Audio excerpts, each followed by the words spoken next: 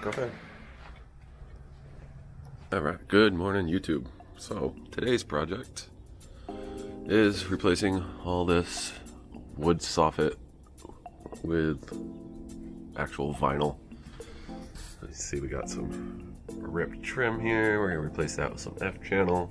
What we're gonna do is replace all of this on the inside of this cavity, and then we're also gonna replace all these overhead lights, and we're gonna put a pair of LED lights on either side of the garage.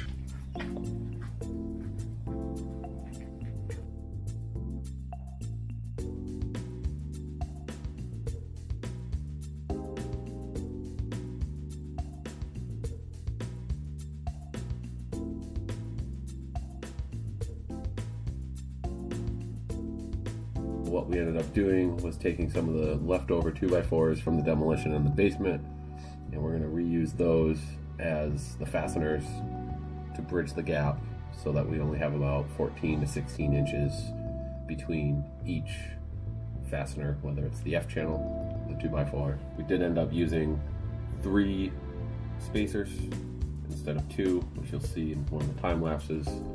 This just gave it a better look, so that way it wouldn't sag. We checked to see if all the existing rafters were still level or if anything had settled. Turns out everything was pretty level, plus vinyl will give us a little bit of leeway. All we had to do was measure down from the rafters 1.5 inches to match the thickness of the 2x4, and this made it nice and easy for us to just measure and run the length of the F channel and then start cutting soffit to get it into place.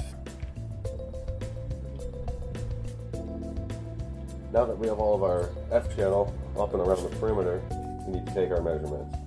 And what we want to do is we're going to measure all the way in the channel on one side, and then on the opposite side we're going to come butt up against it.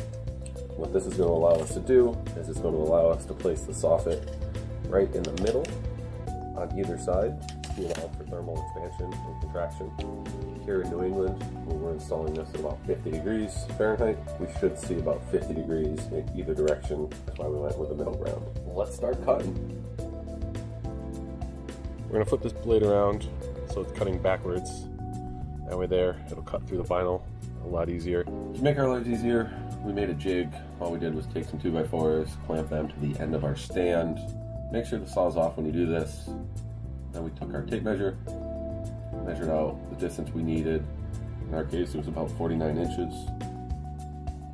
And then once we got it all into place, we locked it up. Rinse and repeat.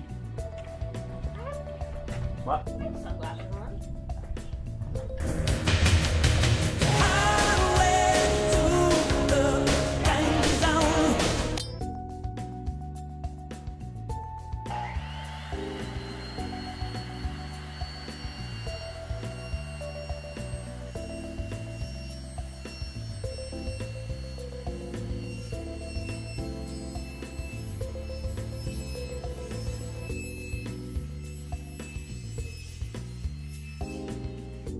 When fastening down the soffit, you want to make sure that your fasteners are in the middle of the slot. That way the material can expand in either direction. Additionally, you don't want to go fully tight. You want to back it off about 1/8 of a turn, so everything is just tight enough but loose enough where it can slide back and forth along that screw. These screws are also a square bit, so make sure you have one of those. If not, be sure to pick one up.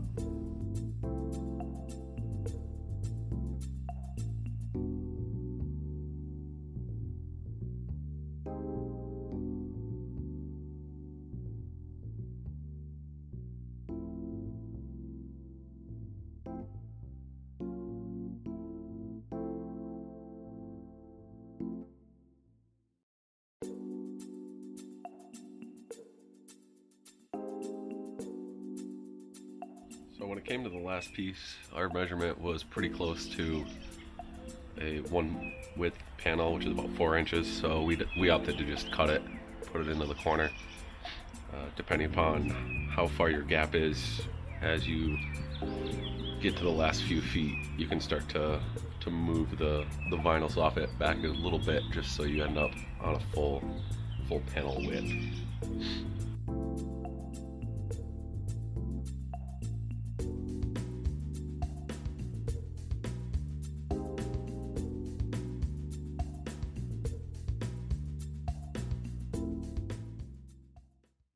thanks for watching. If you found this video useful, please like and subscribe.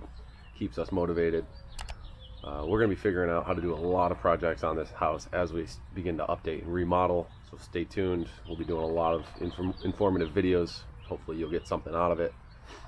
In the comments, feel free to let us know if you have a project. We'll help you figure it out, maybe even make a video of how to do it.